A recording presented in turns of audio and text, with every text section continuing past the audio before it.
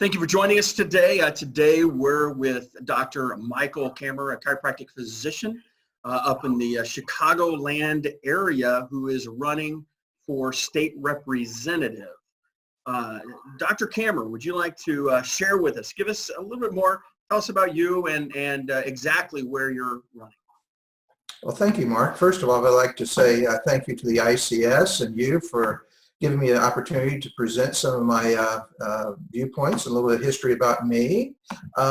You asked where I'm from. Well, I'm originally from Southern Illinois and grew up in Southern Illinois and moved up to the northwest Chicago suburbs to go to college and went to undergraduate school at Judson University in Elgin.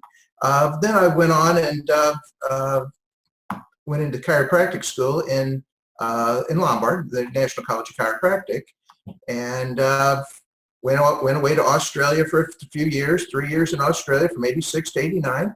And then now I'm in Bartlett, Illinois, and I've been in Bartlett, Illinois since 1990. Very good. So tell me, so we know the district that you're running in, the legislative district.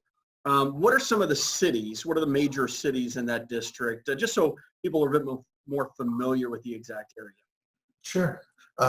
Well, the town that I live in, the village I live in, Bartlett, is probably the biggest voting district in the district, biggest voting area in the district. And then it moves from Bartlett and goes east to parts of West Chicago, Carroll Stream, Bloomingdale, Itasca, Roselle, Addison, all the way east to Wooddale. Okay, perfect. Very good. Very good. So let me ask you some history, and only because this is one of my favorite questions to ask.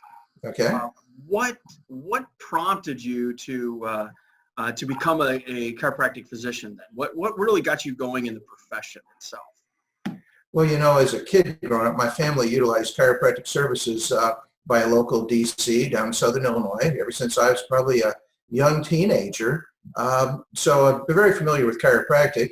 And then when I came up to school, undergraduate school at Judson, I originally, to be truthful, planned on going into dentistry. And then having some back issues, I went to a local DC up in the Elgin area, and he talked to me about chiropractic and said, hey, have you ever thought about being a chiropractor? And the more he talked, the more I listened and saw the benefits and what a great profession it is. And as they say, the rest is history. I've been a chiropractor since 1984. Oh, very good. Very good. So then let me ask you this. Where did you attend chiropractic college? The National College of Chiropractic in Lombard, now the National University of Health Sciences. Great school. Very good. And so then, now let me ask you this, because this is more pertinent to today's conversation. What was the impetus to get you into looking to run for state office then? Well, the state office really started originally with just getting into politics because of village issues where we live. And I was unhappy with the local government in our village. And so myself and three other guys ran, three of us as trustees, I being one of them, and another gentleman as the president or mayor of the village. And we kind of came in and went and did a clean sweep. We came in as a new board. We changed some things, and we progressed on in the village, doing some good things that I'm proud of. And as time has gone on, we keep seeing what's going on in the state. And I keep shaking my head thinking we just can't do this. And we start talking to patients, as we all do. And the things that you hear from people oftentimes is, I can't wait to move out of Illinois.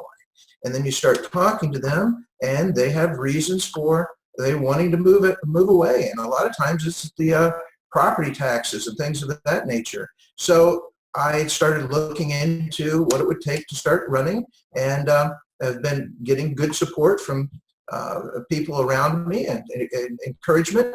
And so we've been moving forward with the state House rep position simply because I think we need some new voices and new perspective in Springfield, and maybe we can make some changes. Okay, good. So now let me ask you this.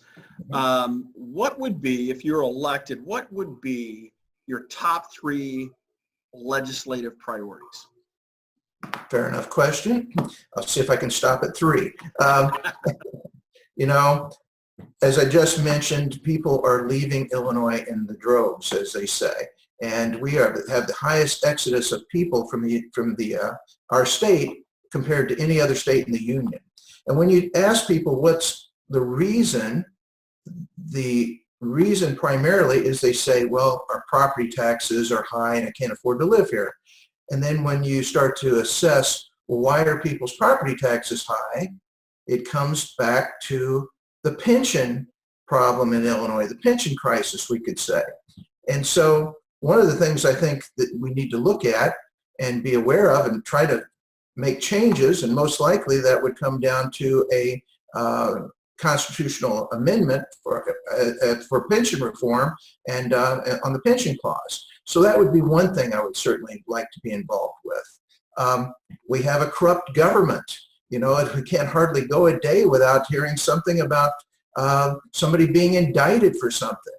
And then when you talked, or what I've at least read, is that when people are surveyed about what they think would, one of their priorities they'd like to see changed in the state, it's not just getting rid of property taxes, but it's the whole ethic concerns. And so I think we need to have, you know, ethics legislation and have some pretty strict ethics legislation coming in and keep people from doing things that they shouldn't, being involved with other organizations as consultants or lobbyists, and there might be, you know, things we could look into doing with that.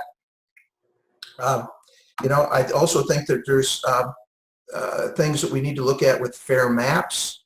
Certainly, coming across with the whole redistricting thing with the census coming up, that's an issue. And then we have 7,000 units of government in Illinois, and I certainly think there could be some consolidation there, and we could do something about some of the redundancy of programs, and maybe something like not so much consolidating school districts, but perhaps consolidating administrative staff of some of the school districts so that we're not spending $1 billion a year on administrative staff. Things like that are certainly in the forefront of my mind that I think need to be changed, and things that we can do, hopefully, to make Illinois a better place to live. Yeah.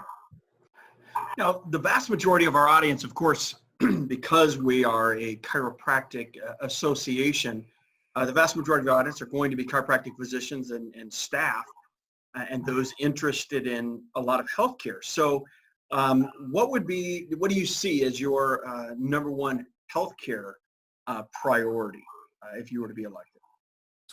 Well, you know, I think we need to have parity within providers within the insurance industry so that we're able to offer patient access to what we do, whether it be therapies that are fair when it's compared to other professions. And so that the patient has the option of utilizing our services because they're covered, as opposed to having to go to someplace else because only another type of provider might be covering a particular entity, like physical therapy or something of that nature.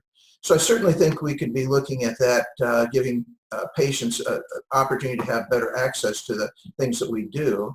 I would like to see us be included into the Medicaid program in the state, which we do, you know, have at least some control of in the state, and we've been out of for a while now. But potentially we could get back into that if the right doors were opened. And of course, Medicare on the whole, even though it really doesn't affect us on the state basis, I would like to see us have full abilities to do what we're trained to do within the Medicare system. And perhaps even though that would take on the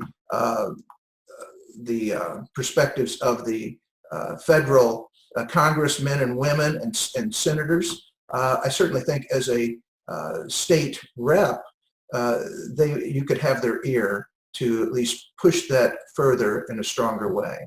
And I certainly would like to see that from a federal perspective, chiropractors having their full perspective of what they're trained to do in Medicare as well. So there's a maybe 3 things I could think of there that might come across as things I'd like to see change for the chiropractic profession.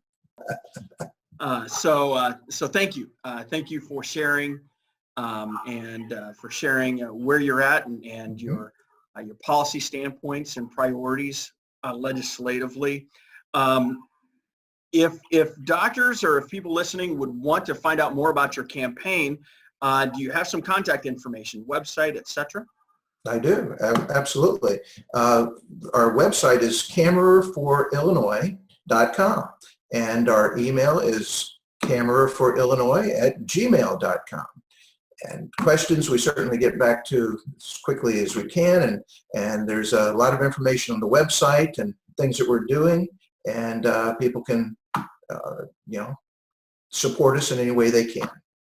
But we'd be happy to be in communication with as many chiropractors and many physicians as possible. I certainly think that I want to see the chiropractic profession involved with my campaign as much as I can. Very good. Thank you, Doctor. Again, thank you for your time. Thank you for sharing with both the Illinois Chiropractic Society, and I thank you personally as well for taking the time out of your busy day. And thank you for your service, for really pursuing action, if you will, from a legislative standpoint or from a political standpoint, both locally and statewide. That is, it's commendable, and so I want to thank you for that as well. Any last minute parting words that you'd like to give? I probably spoke enough, Mark, but I sure thank you for your time and for the ICS coming forward and giving me this opportunity. And I look forward to communicating with any of the DCs that have questions or concerns or just want to be involved. I look forward to it in the future. Thank you so much. Very good. Thank you, Doctor.